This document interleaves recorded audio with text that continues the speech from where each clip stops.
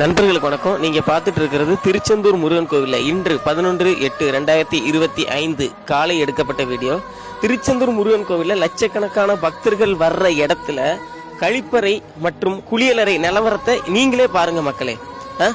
Bathroom நிரம்பி வழியுது. குளிக்கிற இடத்துல தண்ணி இல்ல, பேருக்கு தொட்டி கட்டி வச்சிருக்காங்க, அதுல தண்ணி இல்ல. கூட்டம் கூட்டமா மக்கள் நிக்கிறாங்க. கழிவறை கோப்பைகள் உடைஞ்சிருக்கு. இதெல்லாம் யாரு, எந்த அதிகாரி சரி பண்ணுவாங்க? இதுக்கெல்லாம் அதிகாரி திருச்செந்தூர் முருகன் கோவில்ல இருக்காங்களா இல்லையா? கோவிலுக்கு வர பக்தர்கள் கிட்ட எப்படி கொள்ளையடிக்கலாம்னு யோசிக்கிற எந்த அதிகாரிக்கு இதை சரி பண்ணணும்னு தோணலையா? லேடிஸ் பாத்ரூம்ல தண்ணியே வரல. ஆத்திர அவசரத்துக்கு போறதுக்கு கூட ஒதுக்குப்புறமா ஒதுங்கிட்டு இருக்காங்க பெண்கள். லேடிஸ் குளிக்கிறதுக்கு எப்படி இருக்கு? வசதி நல்லா இருக்கா? தண்ணி இல்லையா?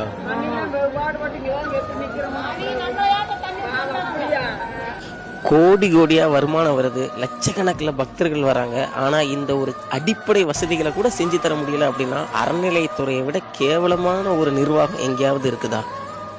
என்னோட கேள்வி ஒன்னே ஒண்ணுதான். அரசியல்வாதிகள், குறிப்பா அறநிலையத்துறை அமைச்சர், அப்புறம் அந்த கோயிலை வச்சு தின்னுட்டு கொளுத்து போய் நிக்கிற அதிகாரிகள், உங்க வீட்டு பெண்கள், உங்க வீட்டு குழந்தைகள் இப்படி ஒரு சூழல்ல இருந்தா நீங்க ஏத்துப்பீங்களாடா?